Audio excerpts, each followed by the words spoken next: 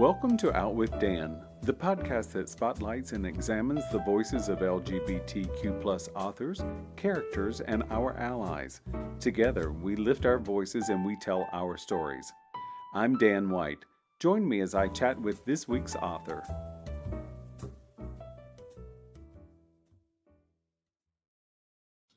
Hello and welcome back to Out with Dan. Today I'm joined by Lefty and Anthony award-winning author and finalist for the Georgia Author of the Year Award, Wanda Morris. Welcome, Wanda.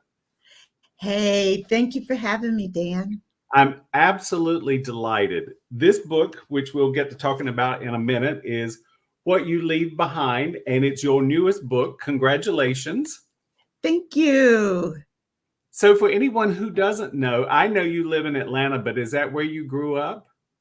No, actually, I grew up in Ohio, Cleveland, Ohio. Oh, okay. Yeah, but I've been here in Atlanta for over 30 years. I moved down here after law school, so it feels like home. I love it. I love it. So will you give the audience an overview of what You Leave Behind is about? Sure. So what you leave behind is about a young woman, Dina Wood, who I like to describe is living the grand slam of misfortune. She has been fired from her job. Her husband has kicked her out, asked for a divorce, and her mom has passed.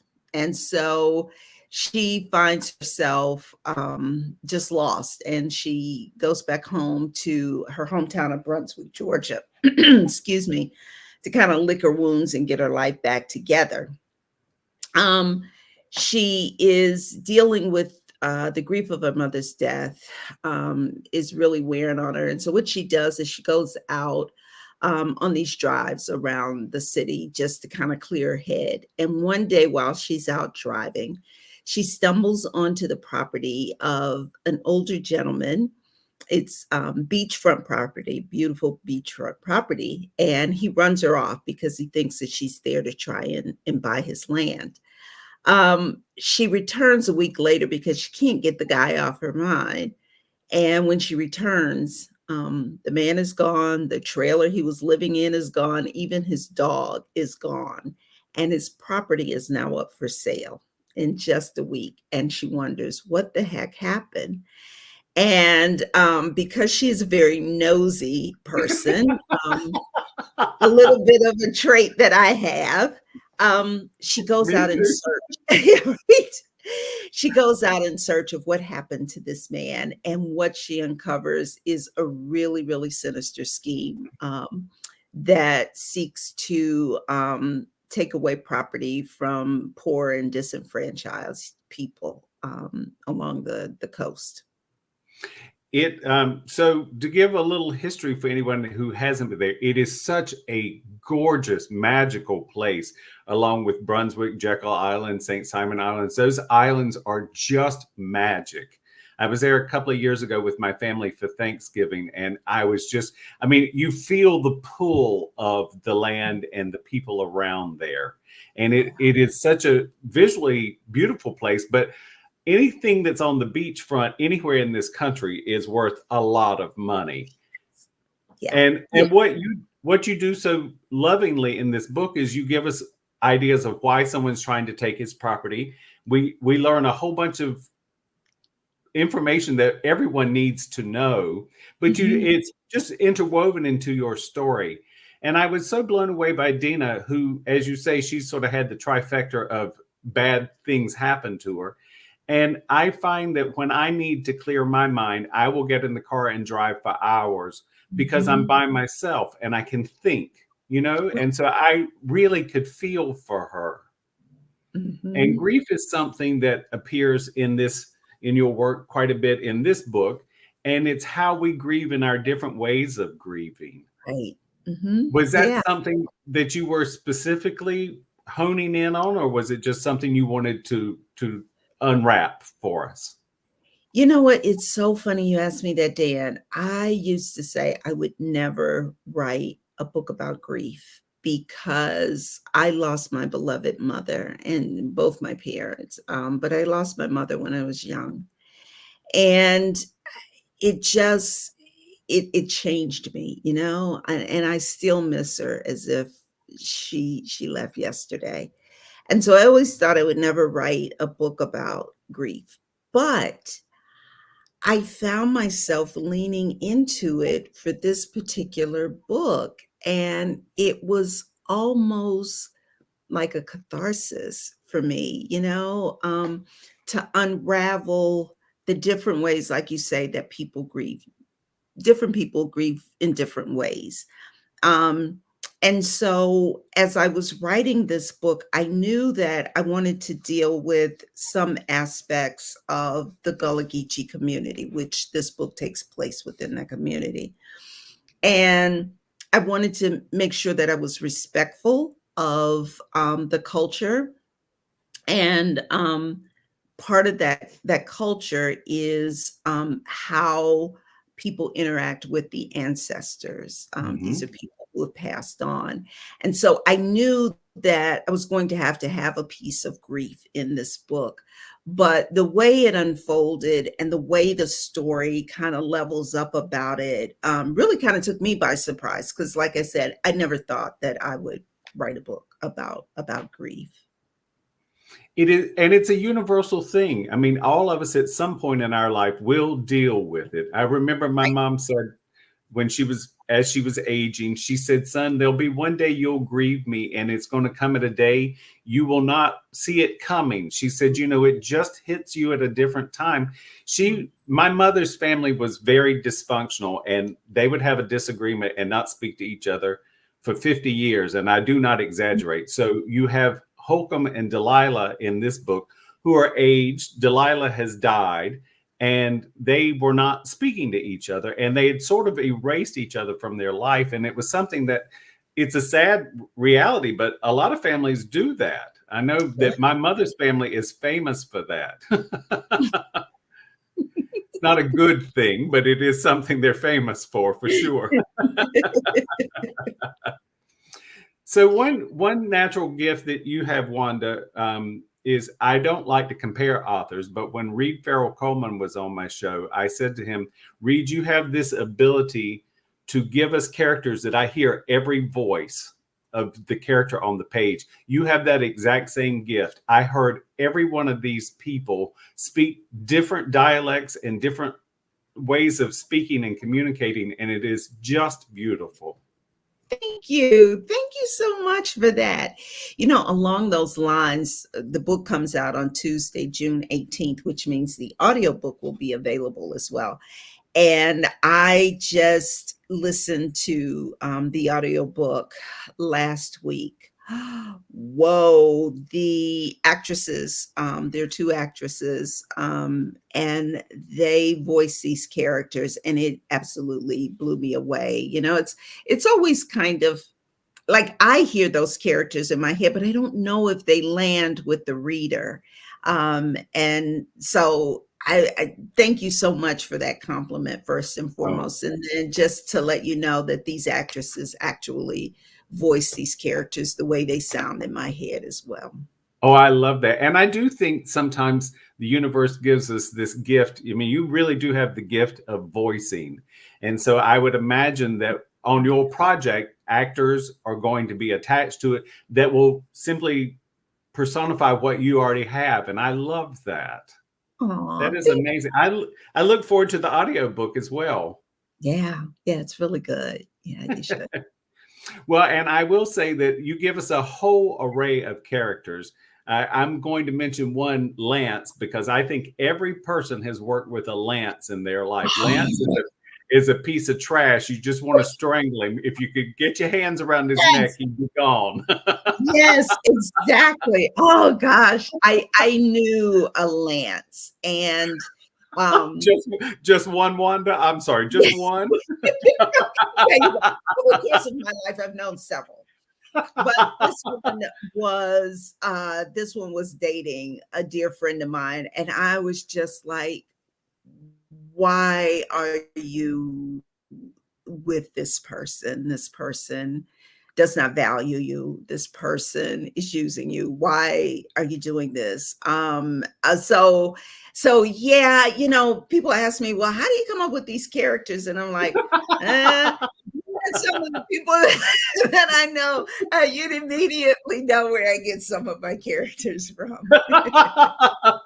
And just so the audience will know, if a Lance from your past ever reads your book, they will never see themselves because they don't perceive themselves that way. They think they are the hero in their story. Exactly. With my first book, All Her Little Secrets, some people read that book and they're not very nice people and they didn't recognize themselves in the book. And I was just like, they never do. They're like, yeah, that guy is a real jerk. And I was like, yeah, okay. Okay. I'm glad you recognize it. Just sorry you don't see yourself. I don't remember who it was that said, but it was at BoucherCon a couple of years ago. Someone was asked, would they ever write like their ex as a character? And the author said, absolutely not, because I don't want somebody that I now don't like being listed in the Library of Congress as a character of mine. So I'm like, I totally get that. Good point. Okay, good point. So you also do something that I think is so fun is besides the gap between Holcomb and Delilah, they have sort of grown apart and they're siblings. But what you do is you give us a bunch of relationships on different levels of what I would call love relationships. You know, we have Ruth and Butter. Butter's real name is Jimmy. I mean, there is a relationship that, of course, this is Dina's stepmother. And of course, no one will replace your real mother. And then you give us all kinds of complexities of what I would call love relationships. And I just found that I enjoyed that so much. Did you have fun writing those? Because you give us a lot of twists and turns. Good. Absolutely, I did. You know, here's the thing.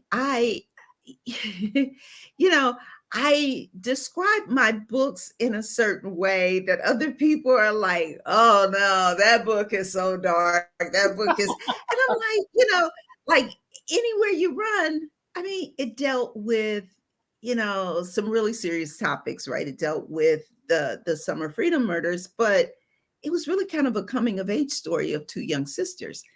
And so this book deals with, you know, the decimation of a community through land grabs, but I describe it as a love story, right? To your point, there are different layers of love in this book. Yes. And so you have, you know, Jimmy, nicknamed Butter, Jimmy and Rue. And Rue is his second wife because Dina's mother, who was his first wife, her name was Libby, she's died. And Rue is her best friend. So yeah, he married his wife's best friend. Right? But you come to see how that relationship is important throughout the book. But then there's, you know, the love story between Dina and Howie, which is kind of like a second chance at love. And then I think, or at least I hope it comes across to the readers, there's this deeper love story between the Gullah Geechee community and the land that their descendant, you know, their ancestors toiled and worked on, and how tied to the land and the water that the Gullah Geechee people are. And so there are all these different layers of love that I hope the reader comes away with by the end of the story, even though Dina is immersed in this deep grief. She is grieving deeply for her mother, but you realize she comes out on the other side because there's so much love around her. Yes, yes. And you know, that's something you did. You gave her, with her father and even with her stepmother, you gave her a love bubble. So she has to heal in some ways. And of course, if she doesn't want Howie, I'm single. Because I mean, oh Lord, Anybody who wants a little bit of steamy romance, they need to read about Howie, because I mean, Wanda has painted Howie as, oh my good heavens, that's a catch and a half. My girlfriend read the book and she was like, Wanda, that kiss. And I was like, Right? yeah. I was looking for a cigarette and I don't smoke. But you know what, Dan? I love how you describe that. I think I might steal it. There's this love bubble around her, right? There are these people who love and support her. You know, even her Uncle Duke, you know, who is like, I'll take somebody out if they're going to Yes, mess with you absolutely. know, and it's like all these people who are like undergirding her to get her through this really, really rough time. I absolutely agree, and I think that you did that so masterfully, because it gives us something to root for. You know, I mean, because Mhm. it is important. This book is a dark mystery, almost a bit of a thriller. It has some serious, serious topics in it, yet it is such a sweet love story in and of its own way, and it's just. It is certainly a page turner and something that kept me up very late at night and very early in the morning. And I was very appreciative. So that's a good thing. Sorry, not sorry. No, do it again, Wanda. That's the only thing I can say. So I will say that, you know, because you and I both are curious people. And, you know, there's that old saying that curiosity killed the cat. And I don't believe that at all. I think what curiosity is the parents of adventure. That's a Because wonderful way to describe it. you know, if we weren't curious, we wouldn't care. And Right. if we care, we are curious because we want to see. I think most humans want to see the world righted. Yeah, Unfortunately, I think we don't always get the opportunity because there's always someone out there who's crooked enough to steal from us. right. Or, you know that old saying that, you know, every person is a hero in their own story. And that goes for villains as well. The people who are the Absolutely. bad people actually think that they're doing a good thing. And so the bad people in this story actually think, oh, yeah, this is all going to be for the greater good, which That's right. it's demented when you think about the context in which um the bad things are happening. But I think that that's what happens, is that you're absolutely right. I think everybody wants to live in a world where everything is kind of right and just and good. It's just as some people's perspective of what is right and just and good is skewed. Absolutely, absolutely. I do accounting for a day job, and I remember I had an old client who was extraordinarily wealthy, and he was always railing on about how he felt like Mhm. people in his wealth group should get a bigger discount for taxes. And I said to him, "When's the last time you hired someone outside of your little bubble?" I said, "You don't create jobs, you simply create wealth. You're not looking to better the society, you're looking to make your bank account fatter." And I said, "You know, hopefully it's just not going to happen because the rest of us need a chance as well." I was not the favorite Right. employee of the day that day. Really? Why not? That's also why I don't work in boardrooms, because I can't keep my mouth shut. I'm like, oh no, this ain't gonna work. I'm an independent contractor for a reason. So I know, besides being a fantastic author, you're also an attorney. Are you still practicing? Or are you writing full time? No, I write full time. I've been blessed enough that I can write full time. And man, it I can't see, I'm speechless. I don't even have the words to describe how very grateful I am that I get to do this every single day, that this is now, my livelihood and my joy. Yeah. Well, and for this reader, I'm thankful it's your full time job. Write faster, Wanda. No pressure. I'm working on the fourth book now as we speak. Yay. I love that. I love that. Wanda, do you have a website or social media you'd like to share with the audience? Absolutely. So you can find me on all the social media platforms. I'm Wanda Mo Writes on Instagram. I'm Wanda Morris Writer on Facebook. I'm Wanda Mo 14 on X and Twitter. And then reach out to me through my website, wandamorriswrites.com. I'd love to hear from readers. I love it. I love it. And I will share with the audience what people say about you behind your back. They Oh, say she is a fantastic author and she is one of the nicest humans I've ever met. And I concur with that thought. thank Thank you. you. Thank you so much for joining me, Wanda. I appreciate it.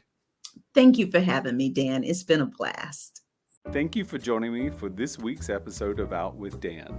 You can find more information about this podcast and its host at outwithdan.com, on Twitter at OutWithDan, and on Instagram and Facebook at GoOutWithDan. This podcast is hosted by Authors on the Air Global Radio Network, and the theme music is provided by bensound.com. Join us again soon for the next episode of Out with Dan.